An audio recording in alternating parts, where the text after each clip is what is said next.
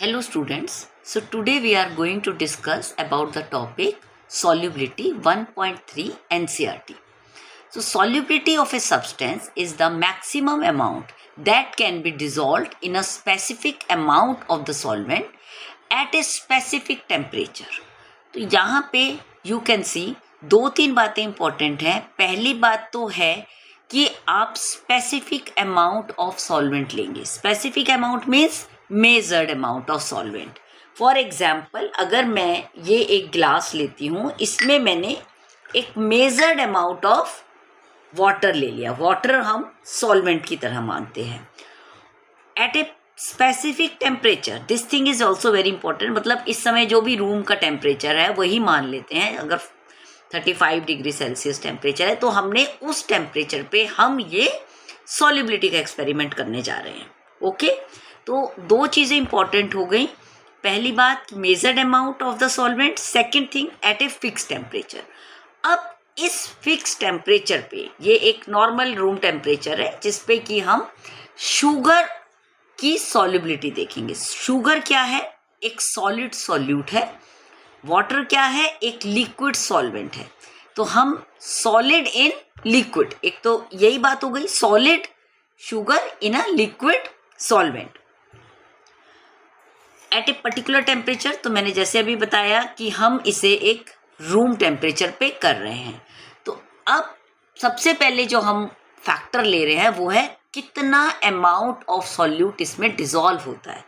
तो maximum amount of solute that can be dissolve in it is called solubility of that sugar. यानी कि maximum amount, जैसे अभी मैंने इतना डाला तो अब मैंने इसको मेज़र करके जैसे 2 ग्राम या 3 ग्राम डाला, तो आप क्या देख रहे हो, मैं इसको शेक कर रही हूँ. आपको दिख ही रही है ये सॉलिड है और ये लिक्विड है. Solvent in this is water and sugar is a solute. तो मैं इसको शेक कर रही हूँ. अभी भी शुगर हमें विजिबल है.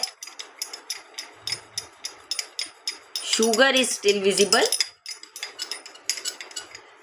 एक सिचुएशन ऐसी आएगी जब हम ये कह सकते हैं कि शुगर सारी डिसॉल्व हो गई. अभी आप देख रहे हैं still the particles are there. थोड़ा थोड़ा नज़र आ रहा है. तो ये रूम टेम्परेचर पे रिएक्शन हम कर रहे हैं. तो यहाँ temperature is a very important thing, क्योंकि जो solubility of A sugar in water है ये एक एंडोथर्मिक प्रोसेस है. एंडोथर्मिक प्रोसेस जो है उसको हीट चाहिए होती है. दैट मीन्स अगर मैं इसको और गर्म कर दूं तो मैं और पार्टिकल्स ऑफ शुगर डाल सकती हूँ. तो आपने नोट किया होगा कि अगर मैं फ्रिज से पानी लेके आऊँ तो वो इतना भी शुगर इसमें डिसॉल्व नहीं होता. तो अभी भी आप देख रहे हो हल्का सा इसमें बचा हुआ है. मैं थोड़ी सी शुगर और डालती हूँ तो ये विजिबल है.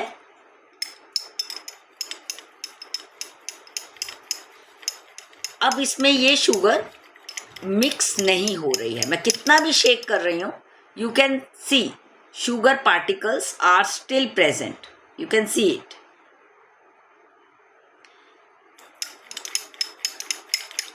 तो fixed amount of the solvent में जब मैंने शुगर पार्टिकल्स ऐड कर दिए, लेकिन अभी भी कुछ पार्टिकल्स स्टिल बचे हुए हैं जो कि हमें ये शो कर रहे हैं कि ये एक सैचुरेटेड सॉल्यूशन बन चुका है. सैचुरेटेड सॉल्यूशन का मतलब है कि इसमें अब और शुगर नहीं मिल सकती. इसका एक एग्जाम्पल मैंने पिछले वीडियो पे दिया था जिसमें मैंने आपको बताया था कि अगर आप पिक्चर हॉल में जाते हैं और आपको टिकट नहीं मिलता है क्योंकि सारी सीट फिल हैं, तो इसका मतलब इस समय पिक्चर हॉल एक सैचुरेटेड सॉल्यूशन है. सारी सीट्स ऑक्यूपाई हैं और आप बाहर खड़े हैं लाइक शुगर पार्टिकल्स. आपको अंदर स्पेस नहीं मिल रहा है. तो हमेशा ये याद रखना है कि saturated solution is that in which maximum amount of a solute is added. Correct. तो अब ये क्योंकि एक एंडोथर्मिक प्रोसेस है, अगर मैं इसको हीट कर दूं टेम्परेचर इसका 30 डिग्री सेल्सियस से 40 डिग्री सेल्सियस कर देती हूँ, तो हम देखेंगे कि ये वाली शुगर डिज़ोल्व हो जाएगी और मोर sugar I can add. So 2 things we learn. First thing, what is solubility? Second thing, we learn what is a saturated solution. Third thing जो है वो ये थी कि इसमें एंडोथर्मिक है प्रोसेस या एक्सोथर्मिक है.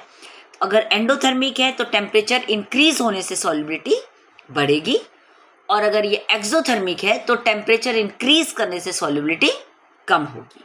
तो ये क्योंकि एक एंडोथर्मिक प्रोसेस है, तो अगर मैं टेम्परेचर बढ़ाती हूँ, जैसे कि हम एक लिक्विड शुगर की बनाते हैं, चाशनी जिसे बोलते हैं, तो उसमें हम टेम्परेचर बढ़ाते जाते हैं और शुगर ऐड करते जाते हैं. तो इसका मतलब ये है कि वो और चीनी अपने अंदर मिक्स किए जा रहा है. तो because it is a endothermic. तो यहाँ पे हमने solubility of A solid in a liquid की बात करी. और यहाँ पे एक चीज़ और इम्पॉर्टेंट है, लाइक डिज़ोल्व लाइक, कि जो चीज़ पोलर होगी वो पोलर में डिज़ोल्व होती है, जो नॉन पोलर है वो नॉन पोलर में डिज़ोल्व होती है. यानी कि ये जो शुगर पार्टिकल हैं, अगर मैं इनको ऑयल में ट्राई करती डिज़ोल्व करने का, तो वो ऑयल में डिज़ोल्व नहीं होते. क्यों नहीं होते? क्योंकि शुगर पार्टिकल्स और oil particles they are not like. So हमेशा कोई भी चीज़ है वो चीज़ लाइक में ही डिज़ोल्व होती है. ऑयल हो गया, नेफ्थलॉन यानी ऑर्गेनिक कंपाउंड्स में वो डिज़ोल्व नहीं होगी अगर वो पोलर है. तो जब भी सॉल्यूट और सॉल्वेंट को मिक्स करते हैं, वी आर गेटिंग सॉल्यूशन.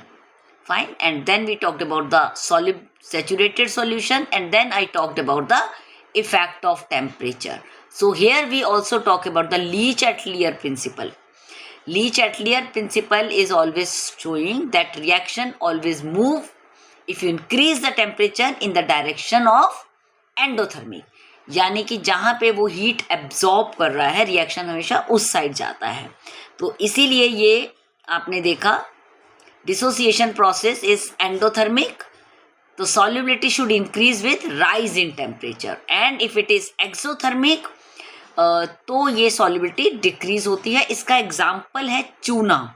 जो कैल्शियम ऑक्साइड होता है, चूने को जब पानी में डालते हैं तो बहुत बबल्स निकलते हैं. जो सफ़ेदी वगैरह, वाइट वॉश वगैरह होता है, वहाँ पे अगर आप जाके देखोगे तो आप उसको टच करोगे, देन यू कैन सी कि इट्स बॉइलिंग, जबकि उन्होंने कोई हीट नहीं लगाई है. तो that is a exothermic process. तो उसमें पहले से ही वो हीट निकाल रहा है, तो उसमें जितना आप टेम्परेचर कम रखोगे उतना चूना आप ऐड कर सकते हो. So these are the 2 factors we talked about. Thank you.